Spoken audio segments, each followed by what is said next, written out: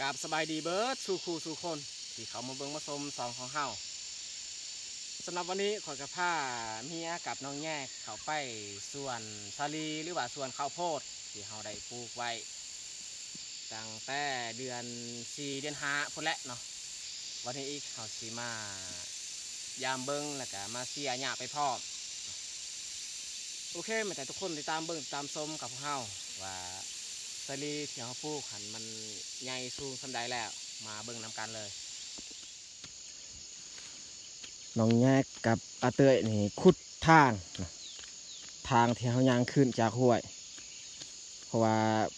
บ่อนี้นี่ค่อนข้างเฮลซันแน่ต้องได้ขุดแล้วก็อีกอย่างก็ทางที่เขายางไปยางมากก็ค่อนข้างหกคอยนี่เป็นผู้ทางยาอันนี้ให้พวกเพื่อน2 คนขุดบอลเขาเหยียบนี่แหละ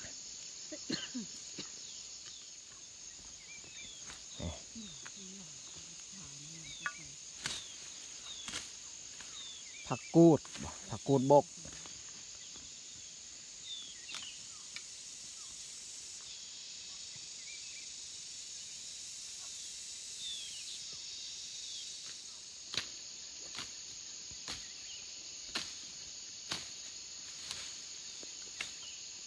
หญ้าแบบนี้นี่มันป้งไว้ขนาด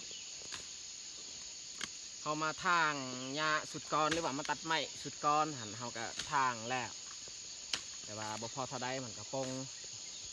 มันสูงไว้มันเกิดขึ้นมากกับไว้ขนาดถ้าว่าบอนไฮบอนสวนเขาเฮ็ดอันนี้นี่มันอยู่ในกลางป่าแต่ว่าคือไฟไม้มันก็เลยป่งขึ้นมาอีกคันสมัยก่อนนี่มีฟานแล้วมากินยอดของมันแต่ว่าเดี๋ยวนี้นี่ขอบเขตนี้นี่มีฟานแล้วเพราะว่าป่าเขตนี้นี่เป็นป่าสีค่อนข้างไกลบ้านแน่จากนี้ไปหาบ้านนี่ประมาณ2 ลัก2 ลัก3 ลักนี่แหละประมาณนั้น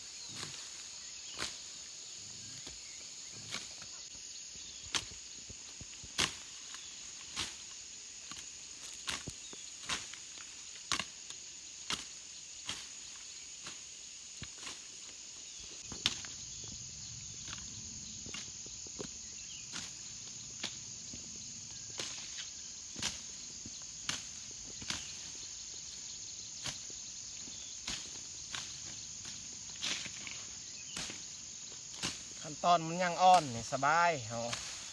บ่ใส่ผ้าก็ได้เอาไม้มาตัดอันยอดของมันก็บ่โปร่งง่ายแล้ว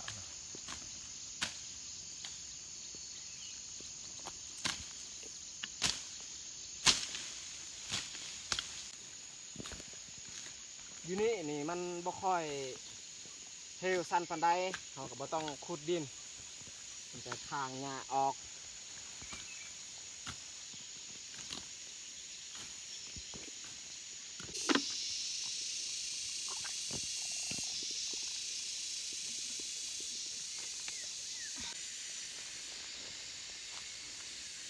โอ้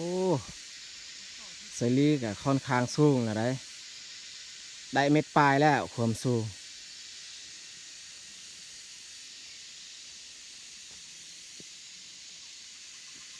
2 เดือน3 เดือนบ่ได้เข้ามามีการเปลี่ยนแปลงแล้ว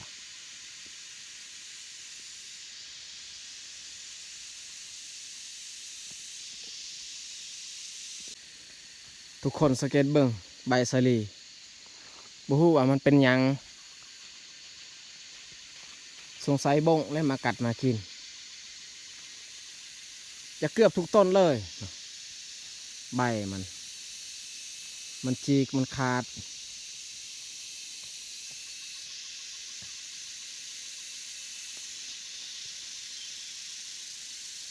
บ่งามปานใดสาลีปีนี้ต้นมันน้อยๆ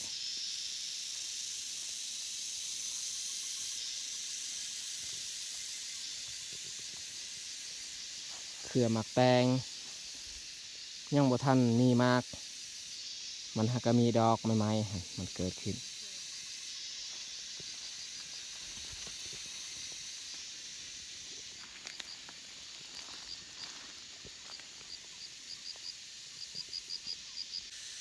ขี้มันแน่นี่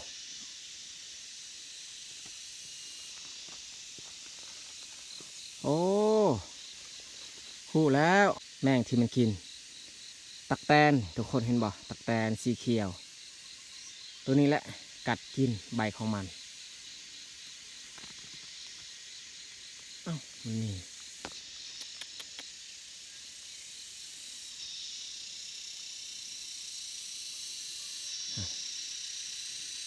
เดี๋ยวนี้นี่บ่ได้หับพ่นแล้ว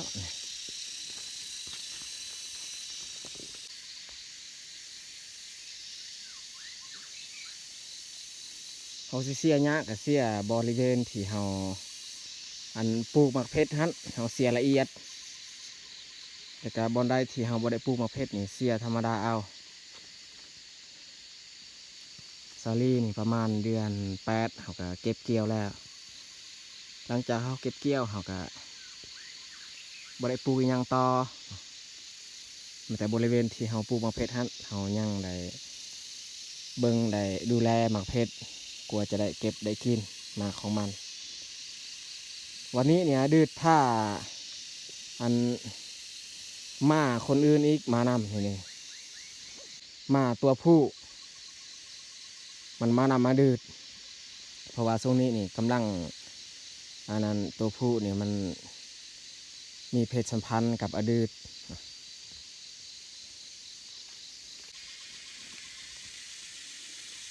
อันนี้หมักทั่วอีกเราปลูกอยู่นี่หมักทั่วนี่เราก็ได้เก็บได้กินไว้มีแต่หมักเพชรเท่านั้นที่เราเก็บช้ากลัวมันจะมีมากใส่เวลาด้น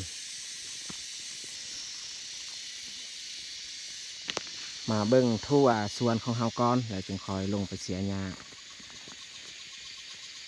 เบื้องนี้แห้งบ่งามเลยต้นสาลีต้นต่ำๆเรื่องๆขนาดว่าฝนตกตลอดในช่วงนี้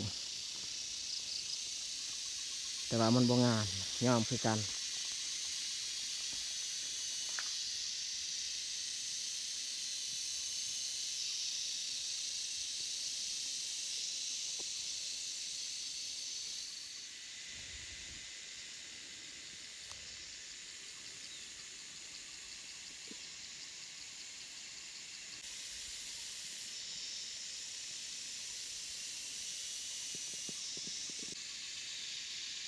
อันตรายในตะกะแตนกัดกินใบของมัน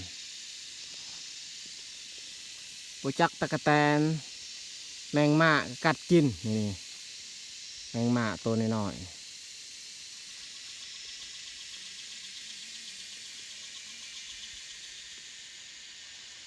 โอ้หมากทั่ว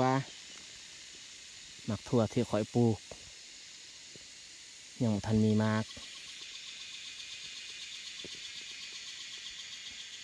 2-3ต้นหมากทั่วที่คอยปลูกนี่อยู่นี่ต้นหนึ่ง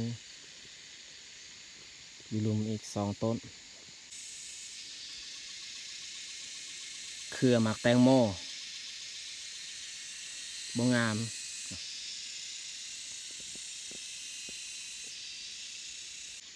ต้นสาลี่ที่พ่อเบิ้งได้นี่เบื้องนี้ไข่แน่งามเขียวดี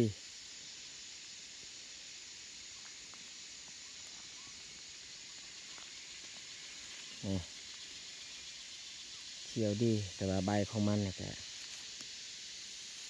บเหลือตะกะแตนกัดกิน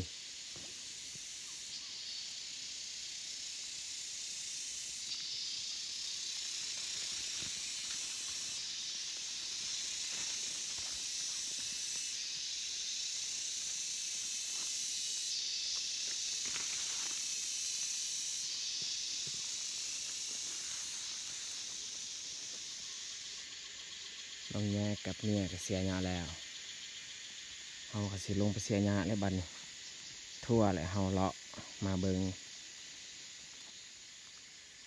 อาชีพชาวไร่ชาวสวนเฮาก็เป็นจังซี่แหละแต่ละวันก็ไม่แต่เสียหญ้าไร่หญ้าสวนนี่แหละถ้าว่าวันใดบางๆก็ออกไปหากินแน่บางวัน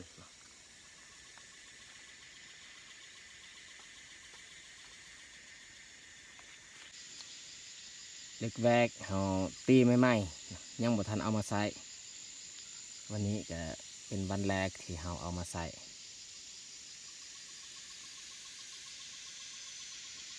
ยังเข้าดีอยู่ใส่ใหม่ๆแบบนี้ถ้าว่าเฮาใส่ด้นนี่มันบ่จะเข้าแล้ว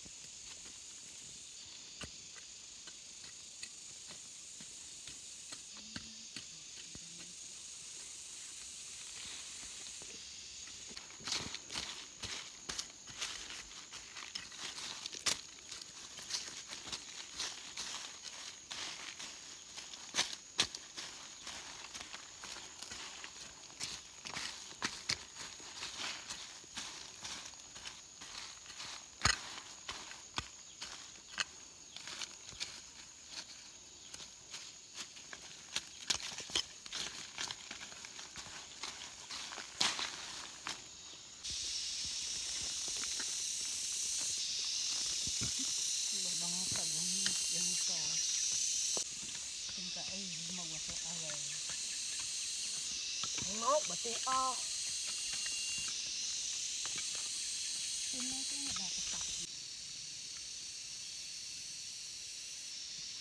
หมาของบ่อเปลือกได้นี่มันมานำมาดืด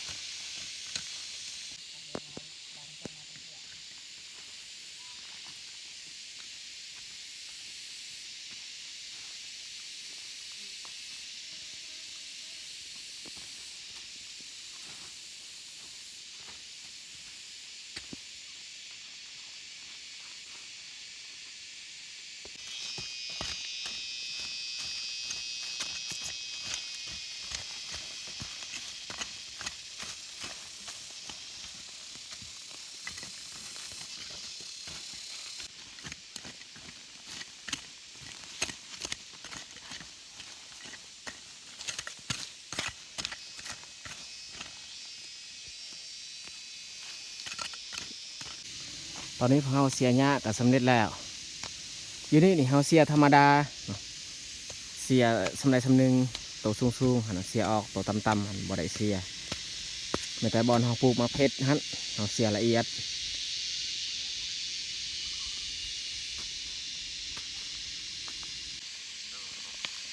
เมียเก็บเอายอดมะอึ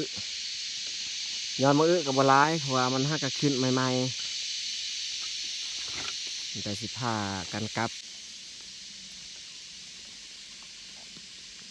อีกเดือนหนึงเฮาบ่ได้มาเบิ่งส่วนนี่ทางนี่หกอีกเพราะว่าหญ้าแบบนี้เนี่ยมันขึ้นไวขนาด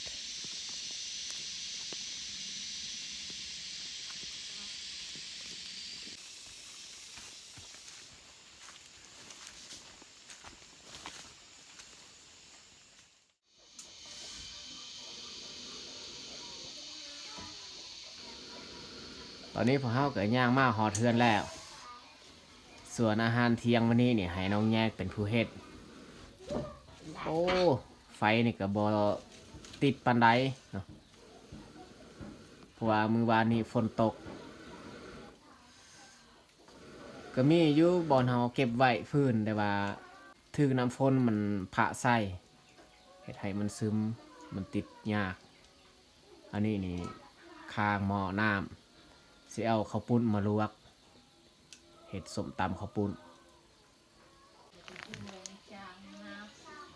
ข้าวปุ้นเขาก็จีกแล้วเขาเอาครึ่งนึงแล้วในมือก่อนมันนี้อีกครึ่งนึงโอ้โหตายมันหลุดออกจากธงเก็บไว้ใส่ธงอีกแบบนี้เราจึงค่อยใส่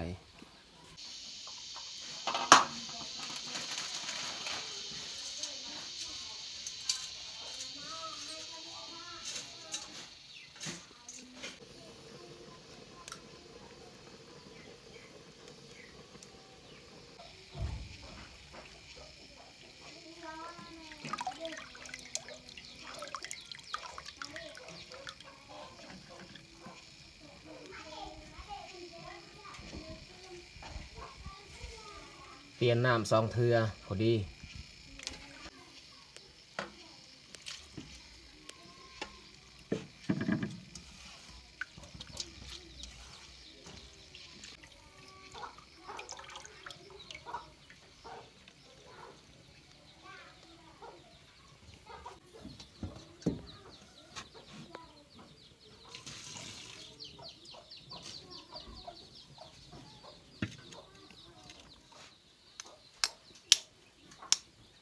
ไข่3 หน่วย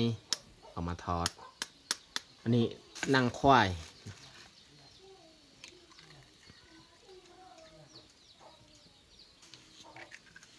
โอ้มันเป็นเจ้าสี่ไข่นี่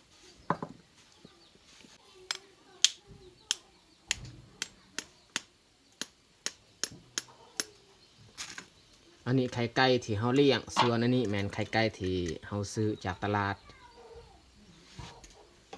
ไข่ไก่ที่เฮาเลี้ยงเองนี่มันไข่มันสีขาวอันนี้มันออกสีแดง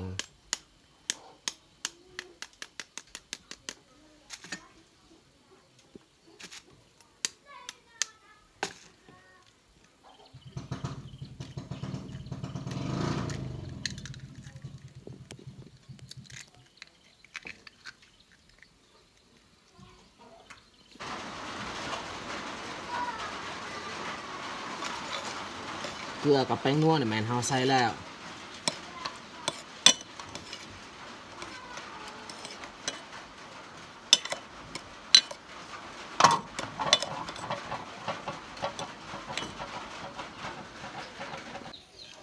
อยู่นี่เฮาใส่เกลือแป้งนัวกะปิแล้วก็จะเอามาเผ็ดลงเลยบ่มีผักเทียมเอาผักอันนั้นอีคู่มาใส่ผักเทียมมันเบิดบ่ได้ซื้ออยู่บ้านเฮานี่เฮาปลูกผักเทียมมันบ่เกิดยอมคือกัน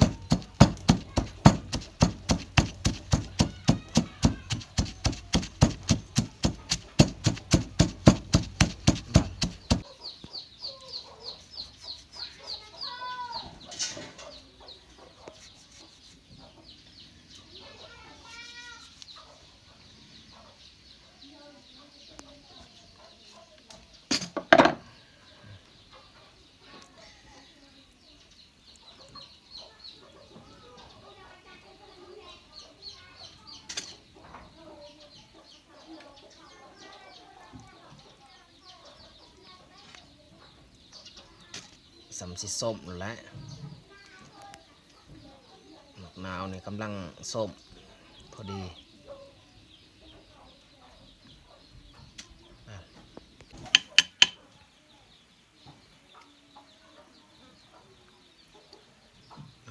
ใส่ปลาแดกอีก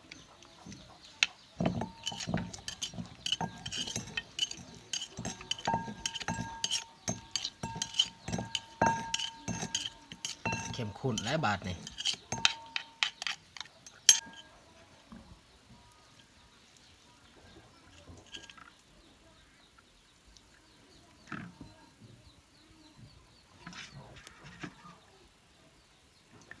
พอดีเลยข้าวปุ้นเต็มครก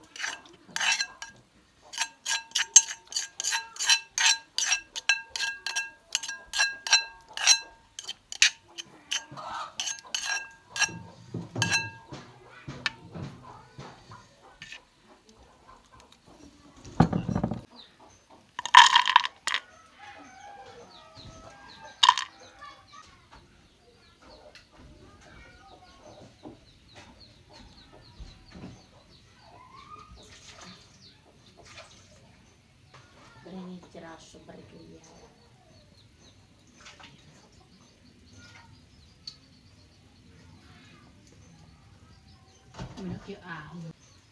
สำเร็จสำหรับอาหารตอนเที่ยงวันนี้ ได้แต่ส้มตำข้าวปุ้นแล้วก็ทอดไข่จีนั่ง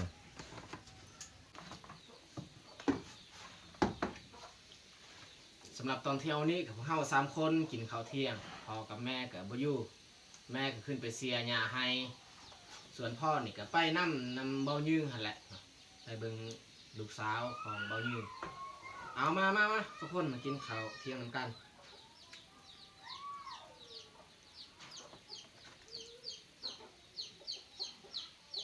เมื่อกี้นี่คิดว่าสิกินข้าวอยู่ในสวนแต่ว่าเฮาเฮ็ดแล้วไว้ก็เลยกลับมากินข้าวอยู่บ้านซะ